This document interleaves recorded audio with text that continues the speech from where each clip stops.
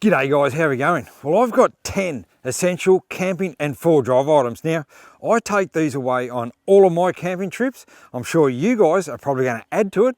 So let's check out my list of essential items. Okay, so here's the first essential item that I've got. Now, everyone should have one of these, and that's definitely a first aid kit. This is the ones that I've got. I've actually got two, which I'll get into the second one in a minute, but these are the ones that I've got, and this covers me for all sorts of injuries. From got all my triangular bandages in there from burns and bandages and those sort of things, just for minor cuts and abrasions and those sort of stuff. I do have a bit of a snake bite arrangement going on there too, but I'll talk more about that one in a second. But that's the kit that I take. It's got everything in there, very handy first aid kit to take away. And as I say, everyone should have one of those. And then this one here, this is my snake bite kit. Now this is purpose built, designed for snake bites, and really handy kit to have, particularly out there. Well, it doesn't matter where you're going, but especially out there in the mighty Victorian high country where we're coming into summertime. Good quality snake bite kit, but most importantly too is know how to use these things, know how to use all this gear. There's no point having all these first aid kits full of all your bandages and that sort of stuff, and you're not sure how to use them. If you're a bit unsure, go and do yourself a first aid course. There's plenty of good quality first aid courses out there you can go and do. So highly recommend go and do one. But that's my couple of first aid kits. As I say, I got the two of them there, and make sure that you do have first aid kits. Let's have a look at item number two, the essential one. Let's check that out. Okay, so essential item number two, and that's definitely a UHF. Now this is my handheld, but I also do have a hardwired UHF unit inside my four-wheel drive there, and that's what I use for all of my convoy communications when I'm out there on the tracks with mates. So that one there, and they're all 80 channel. Both of these are 80 channel, which is certainly the way to go now. There's not many 40 channel radios around, getting around much. There's probably still a few, but 80 channel is definitely the way to go. But where this one comes really handy, sometimes if I'm in a busy area, or on a popular four-wheel drive track like Billy Goat Bluff Track, for example, I might have this one just sitting on my seat in there. I'll have this one on scan, and and this will be scanning around all the channels, and you might pick up another convoy that's in your area on the track you're on. Then you could quickly just drop in, have a quick yarn to them, and see roughly where they might be, which direction they're going, as to know whether you need to start making a plan to pull over. And also in a recovery situation, if you're out doing a recovery, and one of your mates might be stuck, and you've got to do a recovery, with setting up the winch and all that sort of things, and snatch straps. Well, you got good communications between yourself, who might be out here, to whoever's in there driving the vehicle. You can chat to them in there and have great communication. So a handheld is really handy for those reasons. So that's my items there for item number two. Let's check out number three. Okay, so essential items, number three, and there's a couple in this group here, and this is around safety items, safety communications. And this is my personal location beacon, my PLB. Now you would have seen me enough times in especially my solo videos, where you'll see this strapped to my belt. I take it absolutely everywhere with me. Just one of those communications if I ever need it one day, which I hope I don't ever. But yeah, that's what I use, and just got to hit that button there and just wait for emergency service to come and sort me out for whatever injury I might have. And the other one, I reckon this is also another essential item, and that's a flint. You might carry a box of matches as well, some newspaper, but if they get wet, you might get stuck out in the bush somewhere, or stuck out somewhere, and you could be there for a few days. Well, you're going to want to get a fire going, want to maybe keep yourself warm, cook yourself some meals, whatever else. But at least these will work rain, hail or shine. They will always, they'll always cut off a spark, and get yourself your fire going. And in the back of mine, I also keep just a little bit of a fire lighter there for that emergency time where I just may need it if I don't have any spare ones in my car. But yeah, highly recommend getting yourself a flint.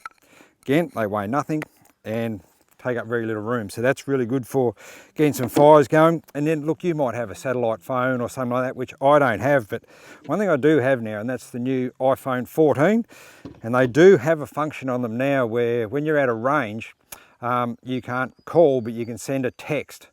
You'll get a little symbol up here in the top corner. It'll be like a satellite little symbol up in the top corner here to say you've got direct access to satellites, and you can text an emergency message to emergency services, to what's going on, and you'll get some help that way. So that's my 3 items there. And also another one too is 112 is another really important number to have. Again, up in the top corner, if you had a phone reception, you'll see maybe sometimes SOS up in the top corner there. Well, that is the times when, you know, if you're in an emergency and you do need some help, that 112 is a really important phone number. Again, I've not had a need to use it or test it, but for the amount of first aid courses I've done over the time, 112 is a really important number to have. A bit like calling 000 when you're in a phone reception area. Well, 112 is the number out there in the bush. So that's my 3 items there for number 3, essentials. Let's check out number 4. Okay, so essential items number 4, and that's all the gear you're going to need to change a tyre. You know, I do have my spare tyre hanging off the back of my patrol there, but there's all the items that you need with it, and that's, you know, you might need a wheel brace. This is one thing I do carry, is a little timber plate there, so I can put this is still my standard jack. I still use this, still works a treat. Just sit that on there for, you know, changing any spare tyres and those sort of things if I ever get a flat. And make sure you got all the accessories to go with it, which that just hooks in there, and then I'll just spin that around and up it goes, no worries, and that works a treat. That's just still, like I say, just still my standard jack. But one really important one, if you've got locking nuts, which I don't have locking nuts, but I've got this socket now because I've changed the wheels on my patrol here, got the alloy wheels on it, and the wheel nuts are a different size, so they won't fit any of these wheel brace sizes here. So I've got to make sure I've got this socket, and I'll get my toolkit out a bit later on, which goes into that. And then if I've got to change a tyre, well, I just make sure I use that. But, you know, if you're out there in the bush and you've got lock nuts and you can't find the socket to that one lock nut you've got to get off, well, you can't change your spare tyre. You're in all sorts of trouble. So make sure you've got all the socket like that, which you might need, or your lock nut. Make sure you've got that, or else you're in a world of trouble getting your tyre off if you get a flat. Let's check out item number 5.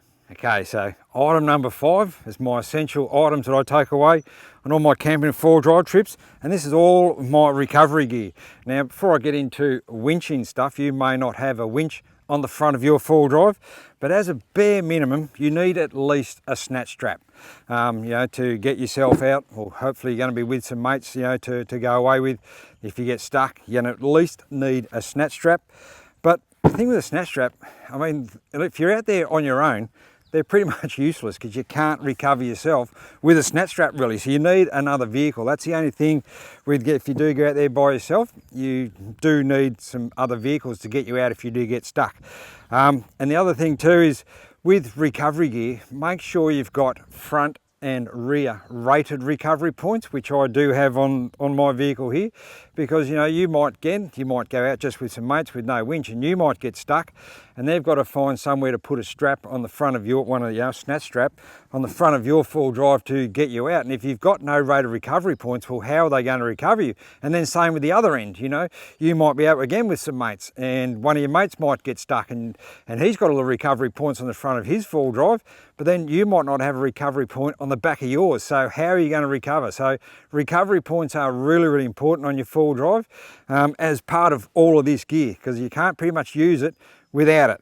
And then we'll get into some of the other stuff that's part of my recovery kit, and that's, I keep a couple of these soft shackles. These are fantastic now. These are great for, you know, lightweight. They weigh bugger all, and they're great for joining a couple of straps together if you need to join, you know, a couple of snatch straps together. And then I still do carry one of the old school, you know, steel metal bow shackles, because sometimes, you know, with these don't like sharp objects or sharp corners and that sort of thing, so your recovery points might have some sharp points on them, so you might want to use those over one of these. So I still keep a couple of those. And then now we'll get into my winching gear. If I just put that over there. So part of my winching gear is, this is my winch extension strap. So I may need, you know, a tree way past where my winch, you know, I've got 30 metres of rope on my winch there, but might not reach the tree I want to get. So that's where a winch extension strap comes really handy. And don't ever confuse the two between a winch extension strap and a snatch strap, because they're two very different straps and two very different purposes on how you use those. And then a tree trunk protector. You know, I use that especially if I've got to, you know, do any winching. And these are also really handy if you may have one at your full drive where you got your front, on your recovery points in the front, you might have a recovery point on both sides. Well, you can then set up a bridle, so you could hook this on, loop it on both sides, then you can get your snatch strap and thread that through that, and then run that out, and that'll give you a more center line pull recovery, if you're going to use that as a bridle. So that's certainly pretty handy too. And then, part of my winch gear is this snatch block. If I've got to pull off on an angle, put a winch rope across on an angle, really handy for pulling off in different directions, with my winch rope with that. And then good old damper blanket and pair of gloves. And that's all of my recovery gear. And as I've mentioned before, I keep all of my gear just in this bag here, and then that sits on the floor in the front seat. So all this gear is really handy to get to, especially when I'm out there by myself. Really handy to get to in that bag on the floor in the front seat. Let's now check out item number 6. Righto, so this is my essential item number 6, and that's a fairly decent toolkit. Now I've got all the sockets there, open enders, spanners and screwdrivers, and that sort of thing, whatever I'm going to need, some Allen keys there to fix, pretty much fit anything on my vehicle, and also might be needed for someone else's. And as I mentioned before, with the socket that I need for my spare tyre, I just use that socket and then grab that out, and that goes in there. Then I can undo my tyres or undo my wheel nuts that way, rather than using a wheel brace, because as I mentioned, it doesn't fit. But yeah, good quality toolkit is certainly well worth taking away, and make sure you do have something along that arrangement or pretty close to it, because that's got everything in there that I certainly need. Let's check out item number 7. Okay, so item number 7 for essential items. Now I think this is a really essential one, and that's a spare key to your vehicle. I keep this one on a lanyard. Sometimes I may take it with me, hang it around my neck, or even when I park up, rather than leaving, both sets of keys, the one you got in your ignition, leave that in your car and that in your car. If your car accidentally locks, well, you're in a world of trouble. How are you going to get into it? So sometimes I'll leave this one. I might leave it in a pocket in my swag, or, leave it outside somewhere exactly where I know where it is. But having it on a lanyard, it's really handy. You can throw it over your neck and you can take your key away with you. But a spare car key is really handy, and I reckon it's probably one of those items that gets overlooked a fair bit, especially if you do a lot of beach camping. You drop your key in the sand, it's the one and only key you've got, you might not find it that easily. So at least having a backup spare key to your full drive, you're always going to get that vehicle started and get yourself home. Let's check out the next one. Okay, so my essential item number 8 is definitely a chainsaw. I wouldn't be going, and I don't ever go anywhere into the Victorian high country, especially up here because there's so many trees, without that. And plus, you want to cut some wood for, your campfire of a night time and that sort of thing. But a chainsaw is an absolute essential for travelling through the Victorian high country. You just never know, you might come down, be driving along a track there one day and there's a big tree down. You've got to either cut yourself, cut that tree out the way so you can get through. So yeah, do make sure you got yourself a chainsaw. Don't go anywhere, especially up in the high country, because of the amount of trees, and they come down very, very easily, and do come down a fair bit, and that might be just the thing you're going to need to get you through to where you got to camp that night. And then down there I've got all my, my chaps and some other gear that I've got there with it. But that is the main item, chainsaw. Let's check out the next one. Okay, so item number 9 from my essential items that I take away, and that's definitely an air compressor to pump your tyres back up when you've been out there full drive and it's time to go home, get back on the bitumen. Make sure you got yourself a compressor there so you can pump your tyres back up. A couple of good gauges here. Look, I don't know, these have been pretty handy, for letting your tyres down fairly quickly. But I have gone sort of off that idea a little bit, and I have this gauge here now. I have this gauge just for, when I'm pumping the tyres, when I am letting them down, and when I am pumping them up. I've just got a little manual gauge here now that I use to check all my pressures, but I've gone back to the old way, and it's using fair income, and just use a match. As you're putting a match inside my valves now, let them down, and seriously, it doesn't take much longer than most other ways of doing it with these things. But I don't know, I've had a few dramas with those, with with the inner valve not being screwed back in properly, and can create some drama. So I'm just going back, keeping it simple, good old match. That's what lets my tyre pressures down now when I'm out there full driving out there in the bush. And that's my gauge. So there you go, that's item number 9. Let's check out item number 10. Okay, so item number 10 is a shovel.